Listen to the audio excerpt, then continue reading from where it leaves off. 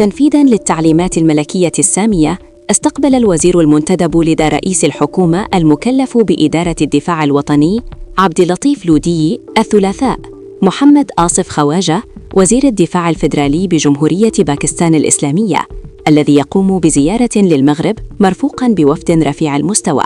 وذكر بلاغ لإدارة الدفاع الوطني أن هذه الزيارة التي تندرج في إطار تعزيز وتنويع التعاون الثنائي بين المملكة المغربية وجمهورية باكستان الإسلامية تميزت بتوقيع مذكرة تفاهم في مجال الدفاع، وذلك بحضور الفريق أول محمد برايد المفتش العام للقوات المسلحة الملكية قائد المنطقة الجنوبية وسفير جمهورية باكستان الإسلامية بالرباط. وتهم مذكرة التفاهم التعاون لا سيما في مجالات التكوين والتدريب والتمارين والأمن السيبراني والصناعات الدفاعية والصحة العسكرية وتبادل التجارب والخبرات في المجالات الأخرى ذات الاهتمام المشترك. وتشهد العلاقات المغربية الباكستانية في السنوات الأخيرة اهتماماً متزايداً بمجالات التعاون الصناعي العسكري ولا سيما في قطاع الصناعات الجوية، وقد برزت مؤشرات عدة تؤكد توجه الرباط وإسلام آباد نحو شراكة ثنائية في مجال الطيران العسكري، بما يفتح المجال أمام استثمارات مشتركة وتبادل للتكنولوجيا